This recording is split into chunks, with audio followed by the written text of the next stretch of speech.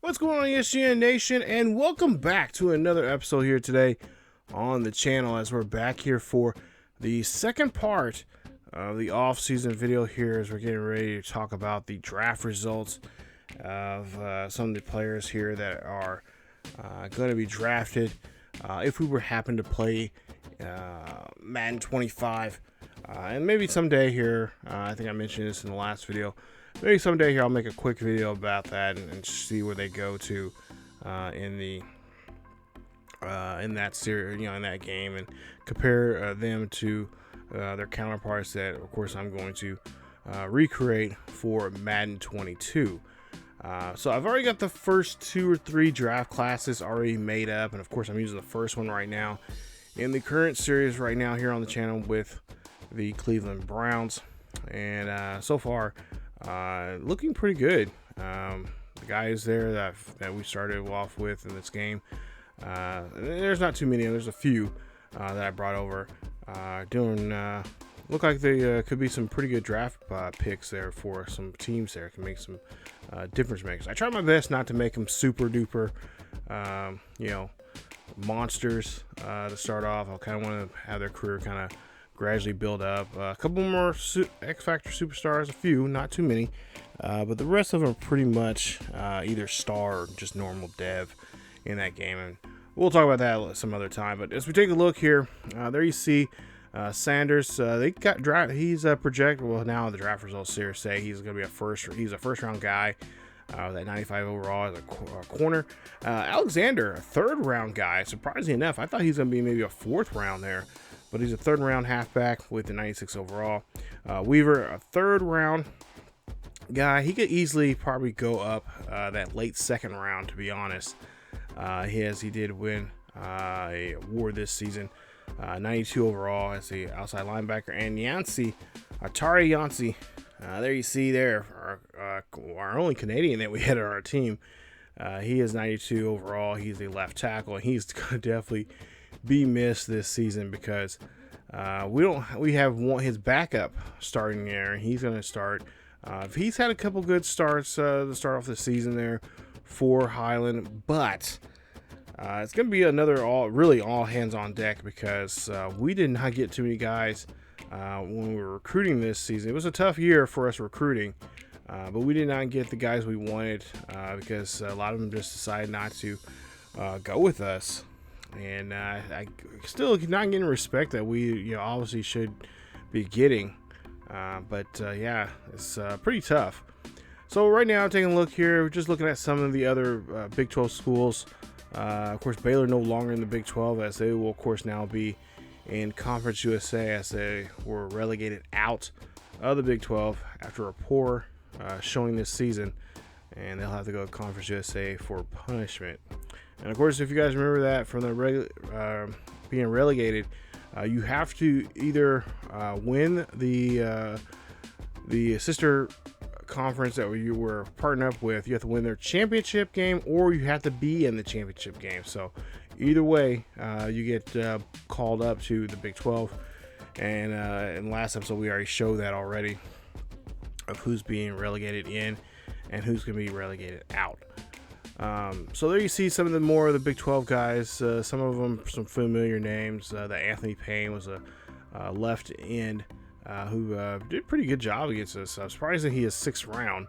But of course, with this game, and of course when you move them over to, transport them over to the Madden game, the rating system is just all buggy and just don't make any sense. And so a lot of these guys you'll probably see you see them 90, in the 90s.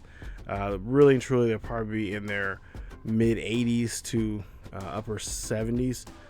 In that game, and that's what I'm kind of doing for the Madden 22 series. When I bring these players over, I kind of figure out a little I guess formula that I'm going to be using, that I've kind of sit down with some friends with and kind of came up with how we're going to decide who's going to be those good players, and then some of those players might be shocked and surprised with the draft. How we did it. Some of them are not going to be where you think they should be. And of course, the draft is not scientific whatsoever. So it's all by interpretation and what you want to do with the draft classes. So these are, like I said, these are they are custom draft classes I'll be having in that Madden 22 series. And of course, you guys are once they were released, you guys are welcome to use them, and of course, manipulate them any way you want. If you guys are familiar with the series and with the players that are going to be coming in for that, for those draft classes I have currently right now, kind of set up, you guys can use those, and please tell me, let me know who drafted who and where they went at, and what round they were drafted in, what pick, because I want to know. Not everybody's Madden series. Everybody doesn't play Madden the same way, and of course, nobody drafts the same way. So it's gonna be very interesting to see how these guys turn out here. I think for the most part here, I don't have them too high. I think I try to have at least a handful of guys that for the Madden series, because like I said, half the players in these draft classes are guys that are from this game that I've kind of moved over. I try my best to avoid some of the actual players, because some of these players you see here on the screen are actual players that are actually in the NFL right now. So if I did happen to put them in the draft class, I went back, and I just did that here right before I started the video. Went back in there and looked them up and see if they were actual players. If they were, kind of changed the name, and I kind of put them in their, the school that they, so if they went to Kansas, they went to Kansas State instead, or they went to Alabama, they went to Auburn. So I try to mix it up and change it up some. But then also too, I also did, like I said, I was doing some research on guys. Some of the guys like Spencer Rattler, stuff like that are in the game still. Because this is a draft class I got, was it 2 seasons ago?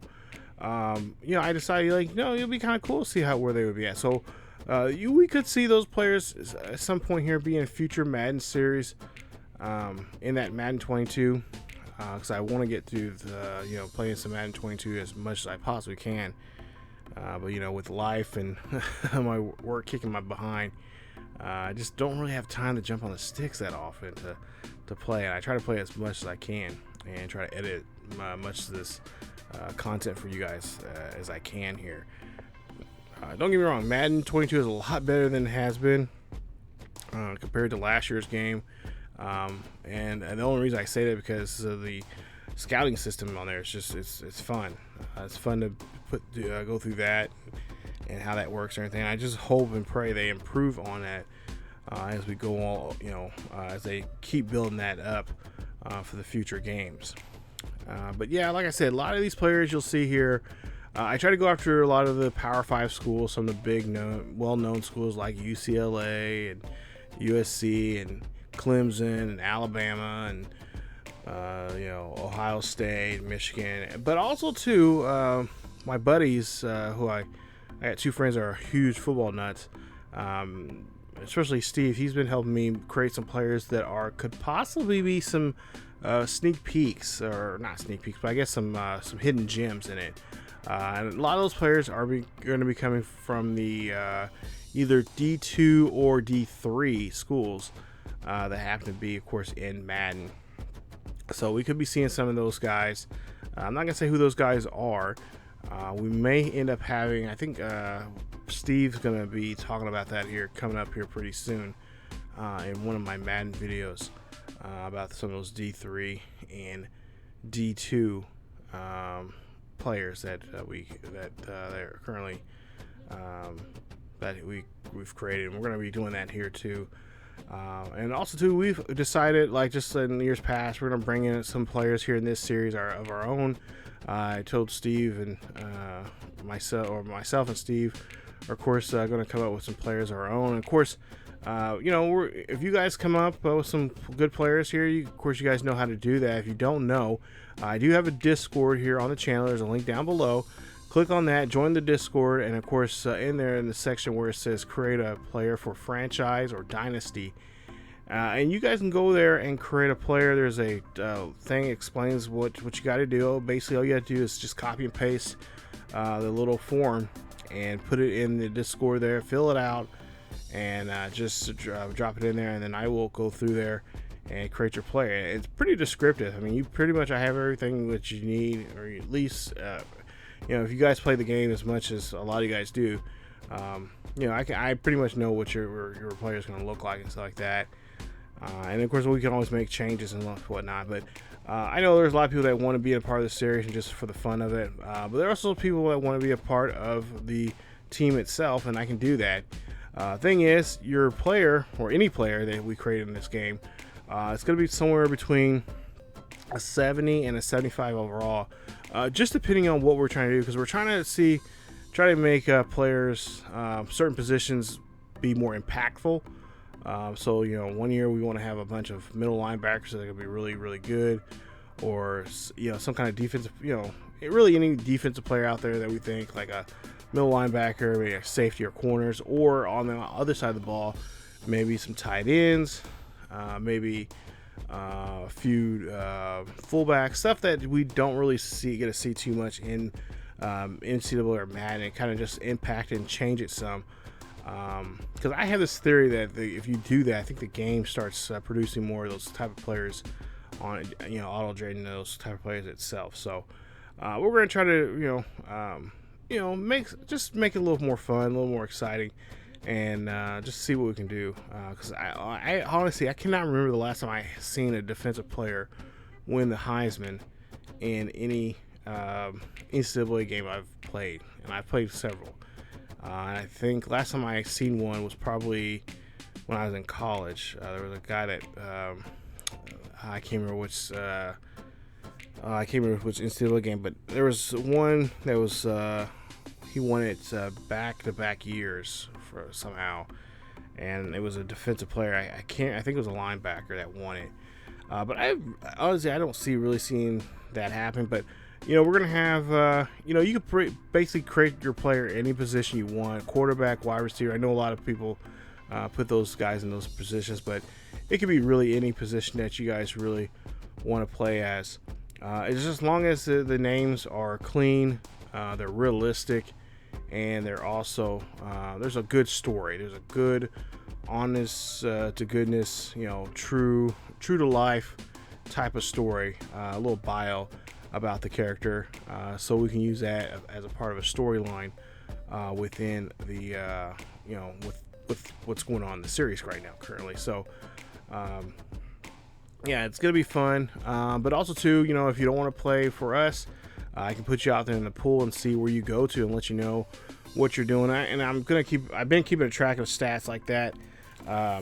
So if you want to know what your player is doing at the current moment, you know, what he's been doing, you know, if he's been here since the beginning of the series, I can look that up because I have the save file still, and of course I have a file of my own that I keep a track of players, of what they've done, you know, throughout the 3 to 4 years where their player, or 5 years I should say for some, of what they've done as a player.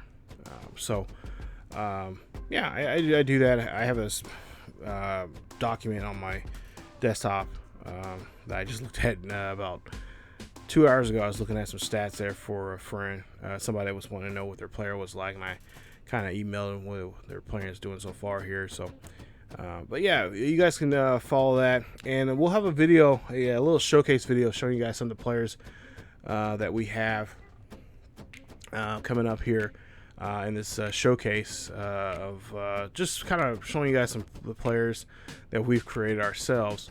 But like I said, the best, you know, anywhere, you know, the first come first serve, 20 players.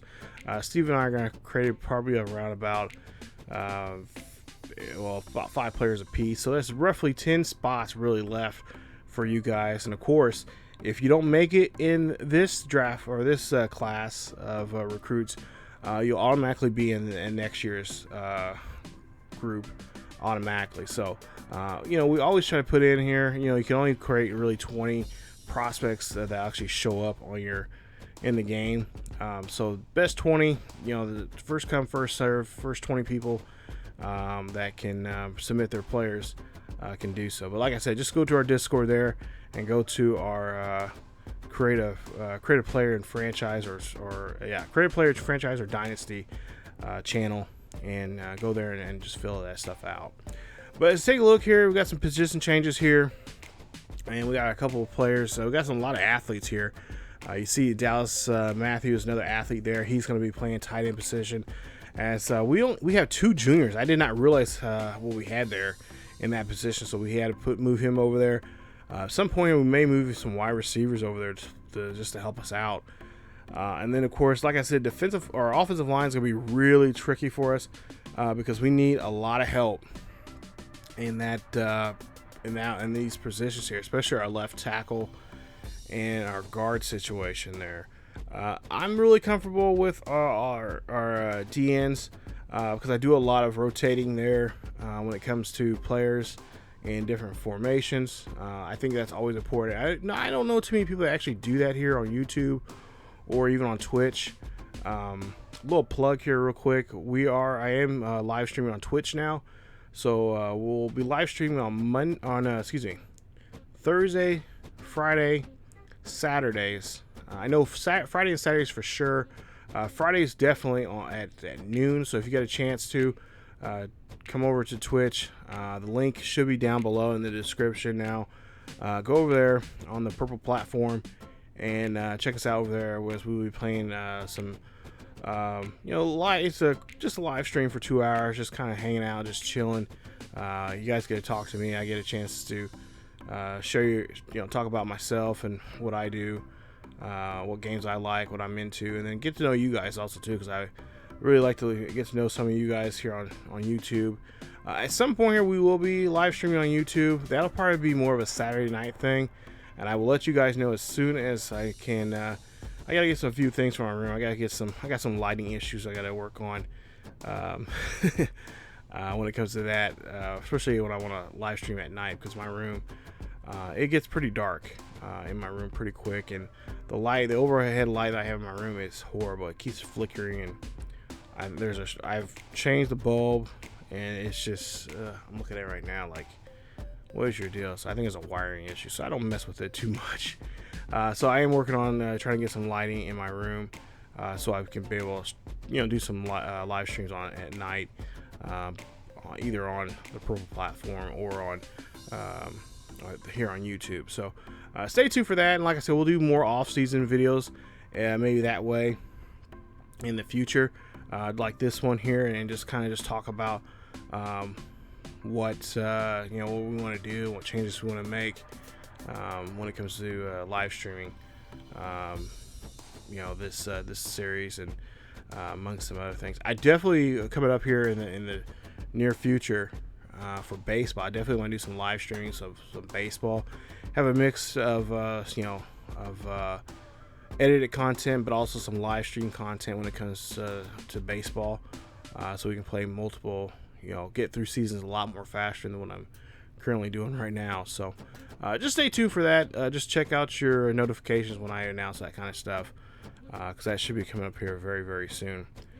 But as we take a look here, just like I said, we're just making some went through some changes there, show some players positions there, and a lot of our athletes that we got this season, a lot of them were on the wide receiver end.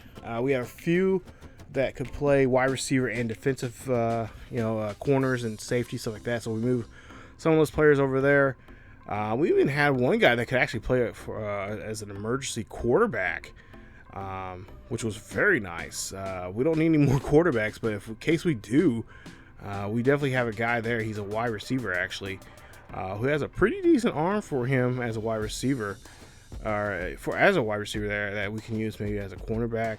I was thinking about maybe putting him in our Wild Scotty offense there, and he can, because he has really great speed and a pretty good arm there to do some work in that particular position there. So that is definitely something I'm looking at when it comes to players like that, because we are going to be changing the playbook here some. We're not going to change too much, but I do want to make a few changes here and there to help us out there, both sides of the ball, offense and defense. Really mostly on the offensive side. I want to kind of condense the playbook down some, get rid of a couple of formations, and just get things going for ourselves, And you know, like I said, this is going to be a year that we're really going to have to really hit it hard when it comes to recruiting, and mainly when it comes to recruiting for offensive line, because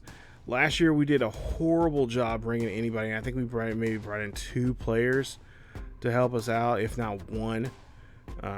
So it's gonna be something here.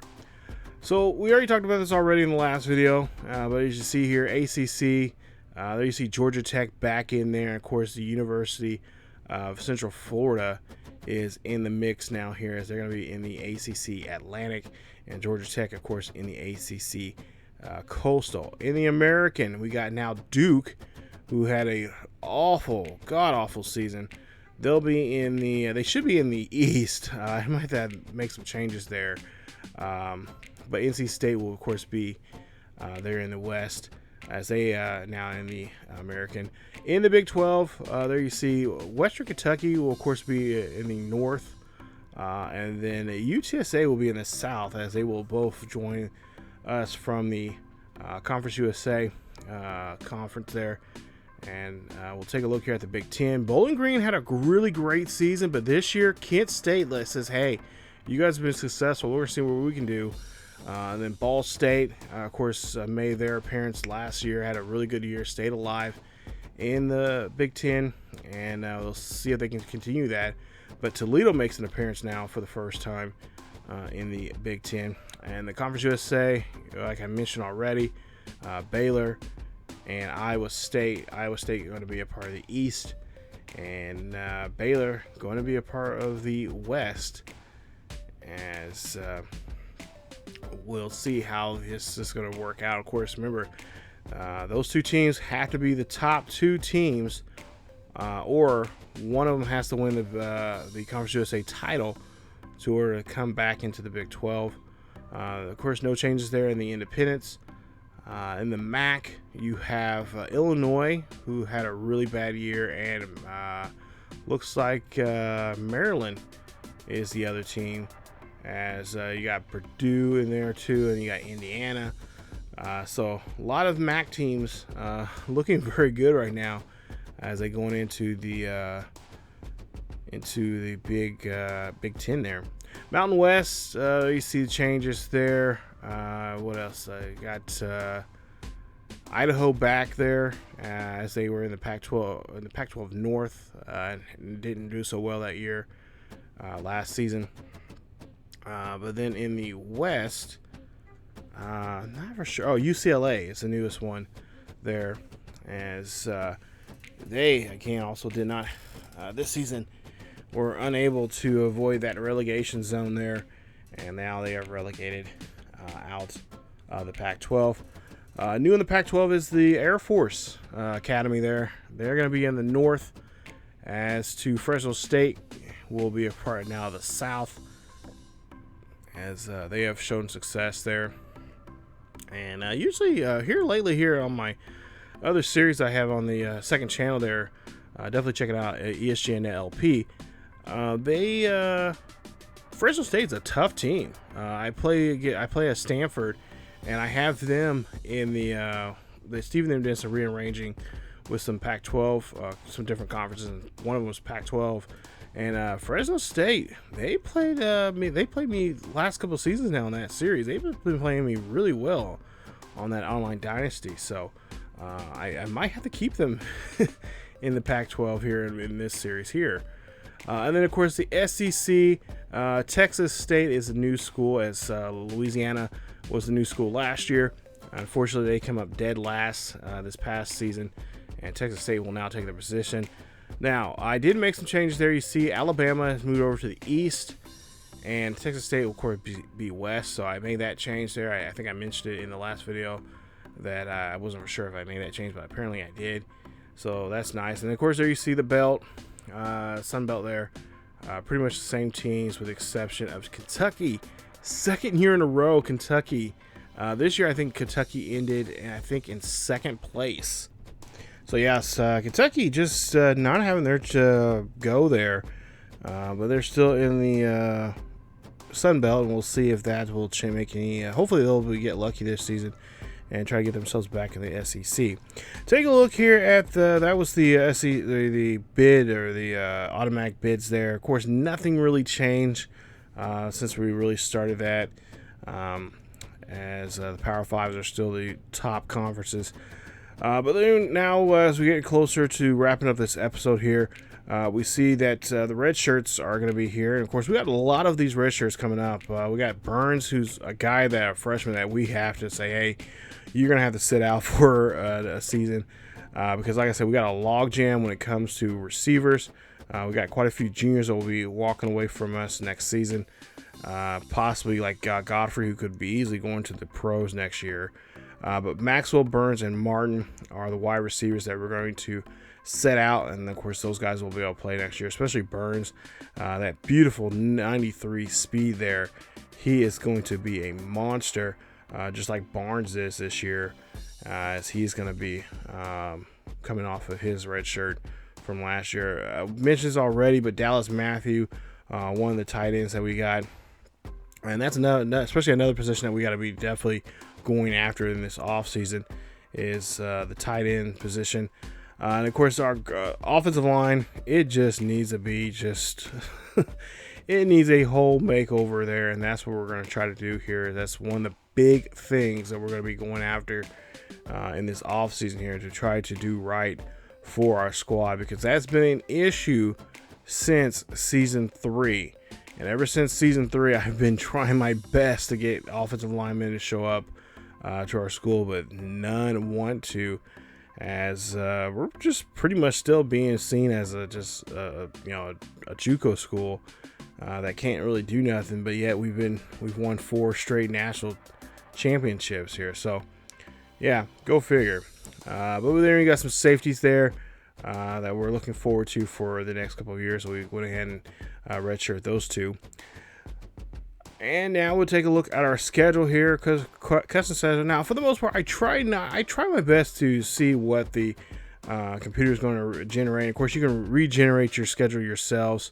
And I decided, we're 4th in the nation right now this year. As for a national championship, of course, we're going to be a contender for it.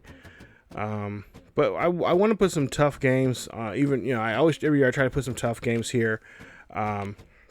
But I also like to try to play against some schools that I'm not really familiar with. So as you take a look here and you see, we got Penn State on that list there. We're going to go to Penn State this year. We're going to host Kent State. We're going to host the 2 small schools, Kent State and San Jose State, and go to the big schools like Penn State, number 9 in the nation, and of course number 18 ranked Oregon. Which I really need to step away. I need to get away from Oregon because I play them too much. Of course, in my Stanford Cardinals series, they're on the second channel, but I want to play against them. I was going to put the Beavers on there because they're also ranked, but I figured, I'm like, you know what, let's just go with this. But, I still got time here. I may change that schedule. I may end up putting the Beavers instead because I do want to play a team out east, out west, and of course try to find teams in the south to play. But I don't want my 4 non-conference games to be if I'm going to play a schedule with ranked opponents, I want it to be some of the big boys there, and a lot of the big boys that I want to play are not really ranked. They're ranked kind of low. Some are not even ranked at all. So big little shifts in NCAA. If guys notice after a couple of seasons, you start seeing some of the big boys start to slip and slide there, and not becoming the powerhouses as they're accustomed to. But that's fine by me, because I like to see some changes there. But as we wrap up here today's episode, like I said, I may make a